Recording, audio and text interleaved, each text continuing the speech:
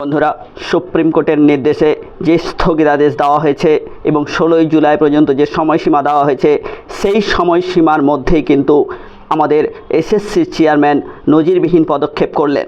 তিনি কিন্তু বসে নেই, তিনি লড়াই চালিয়ে যাচ্ছেন যোগ্যদের বাঁচানোর জন্য, যোগ্যদের থেকে অযোগ্যদের আলাদা করবার জন্য লিস্ট তৈরি করছেন, স্ক্রিনিং করছেন, ঝাড়াই বাছাই করছেন, এসএসসির সঙ্গে মিলিয়ে চেষ্টা করছেন যাতে একটা গ্রহণযোগ্য লিস্ট দেওয়া যায় সুপ্রিম কোর্টের প্রধান বিচারপতি, যাতে সেই লিস্টে সন্তুষ্ট হন। তো বন্ধুরা, আজকে আমরা যে লিস্টটি এখানে দেখাচ্ছি, সেই লিস্ট কিন্তু সুপ্রিম কোর্টে জমা হতে চলেছে বলে দাবি করা হচ্ছে বিভিন্ন মহল থেকে।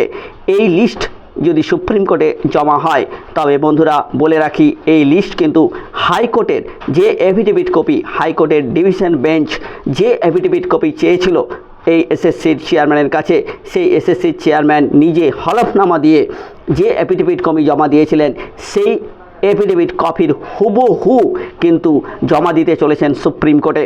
যদি তাই হয় বন্ধুরা, আপনারা মিলিয়ে নিন, পিডিএফে দেওয়া থাকবে, লিঙ্ক ডাউনলোড করুন, দেখুন সেই এফিডেভিট কপির হুবহু কপি যদি তিনি জমা দেন সুপ্রিম কোর্টে, তাহলে সুপ্রিম কোর্ট কিন্তু একটা গ্রহণযোগ্য পদক্ষেপ গ্রহণ করতে পারে। তার কারণ এই গ্রহণযোগ্যতা থাকবে, তিনি হাইকোর্টে যে পদক্ষেপ দিয়েছেন, হাইকোর্টে যে এফিডেভিট দিয়েছেন, সেই এফিডেভিট কপি যদি তিনি সুপ্রিম কোর্টে দেন, তবে কিন্তু তার গ্রহণযোগ্যতা থাকছে।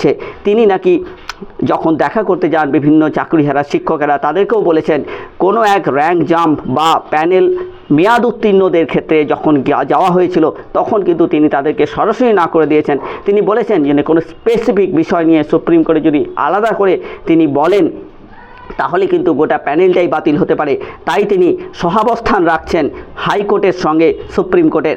হাইকোর্টে যা দেখাচ্ছেন, হাইকোর্টে যে অ্যাফিডেভিট দিয়েছেন, সেই অ্যাফিডেভিটের যদি তিনি অন্যথা করেন, তিনি যদি আবার নতুন করে অন্য রকমের অ্যাফিডেভিট জমা দেন, তাহলে কিন্তু দুই রকমের অমিল হয়ে গেলে, মিসম্যাচ হয়ে গেলে সুপ্রিম কোর্ট কিন্তু প্রশ্ন তুলতে পারে যে আপনি এক এক জায়গায় এক এক রকম অ্যাফিডেভিট জমা দিচ্ছেন কেন।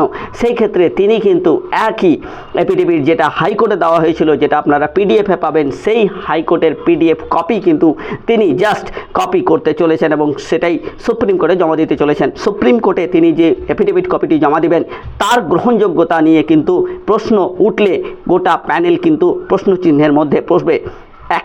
এর আগেই তিনি অনেকবার অনেক রকম কথাবার্তা বলে বিভিন্ন সমাজ মাধ্যমে এবং সংবাদ মাধ্যমে প্রশ্নচিহ্নের মুখে পড়েছেন। তিনি বলেছিলেন যে যোগ্যদের যারা রয়েছে তারা সবাই যোগ্য কিনা, যোগ্যদের থেকে অযোগ্যদের আলাদা করা যাবে কিনা, এই প্রশ্ন ছিল। তারপরে তিনি নিজে স্বীকার করেছিলেন যোগ্যদের থেকে অযোগ্যদের আলাদা করা যায় এবং যাবে, এই বলে তিনি হলফনামা দেবেন সুপ্রিম কোর্টে। তো সুপ্রিম কোর্টের হলফনামাটা আসলে হাইকোর্টের হলফনামারই একটি অংশ, বা গোটা হাইকোর্টের হলফনামাটাই হয়তো তিনি জমা দিতে চলেছেন। যদি হয় সেক্ষেত্রে কিন্তু আশার আলো দেখা যাচ্ছে। তার কারণ এক্ষেত্রে তিনি অন্যথা করছেন না। কদিন আগে সমাজ মাধ্যমে একটি খবর ছড়িয়েছিল তিনি নাকি 4599 জনের নাম জমা দিতে চলেছেন, কিন্তু অ্যাকচুয়ালি যদি সিবিআইয়ের সঙ্গে তার যে হলফনামা রয়েছে, সেই হলফনামার যদি মিসম্যাচ হয়, সেক্ষেত্রে আবার পরবর্তী শুনানির দিন ধার্য করা হতে পারে। কারণ সিবিআই অনগোয়িং তদন্ত বলে তদন্ত চালাচ্ছে এবং নতুন নতুন নাম কিন্তু তাদের লিস্টে ধরা পড়ছে এবং জমা পড়ছে। এদিকে বিরোধীদের আইনজীবী যারা রয়েছেন, যারা চাকরিহারাদের আইনজীবী রয়েছেন, যারা এতদিন বঞ্চিত, তাদের আইনজীবী ফিরদৌস শামীম তিনি কিন্তু বারবার বলছেন তাদের কাছে যে লিস্ট আছে তার সঙ্গে হাইকোর্টের যে অ্যাফিডেভিট কপি তার মিল নেই। হাইকোর্টের যে অ্যাফিডেভিট কপি রয়েছে তা তো রয়েছে, তার সঙ্গে অনেক নাম এরকম রয়েছে যেগুলি হাইকোর্টের অ্যাফিডেভিট কপিতে ছিল না। এই হাইকোর্টের অ্যাফিডেভিট কপিতে যদি নাম না থাকে আর ফিরদৌস শামীমের কপিতে যদি নাম থাকে, সেক্ষেত্রে একটা মিসম্যাচ হতে পারে। তো বন্ধুরা, সব পক্ষ একসঙ্গে বসে যদি ব্যাপারটা মিট করে নিত, তাহলে কিন্তু ব্যাপারটা অনেকটা গ্রহণযোগ্যতা লাভ করত।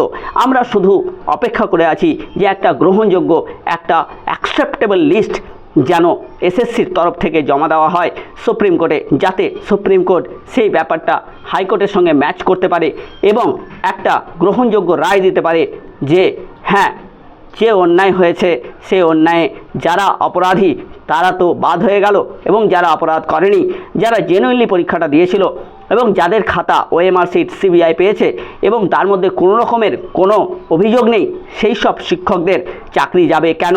এর প্রশ্নে সুপ্রিম কোর্ট যদি একটা ইতিবাচক রায় দেয়, সেক্ষেত্রে কিন্তু গোটা প্যানেলটা বেঁচে যেতে পারে এবং প্যানেল ক্যান্সেল হওয়ার জায়গা থেকে সরে আসতে পারে। তো বন্ধুরা, আমরা শুধু এইটুকুই চাইব যে আমাদের যে আইনজীবী রয়েছে ফিরদৌস শামীম স্যার, তিনিও একটু পজিটিভ পদক্ষেপ নেবেন এবং হাইকোর্টের যে এসএসসির যে চেয়ারম্যান রয়েছেন, সিবিআই যে রয়েছেন, তারা সবাই মিলে একটা গ্রহণযোগ্য পদক্ষেপ নিয়ে এই প্যানেলটিকে বাঁচাবেন। ধন্যবাদ।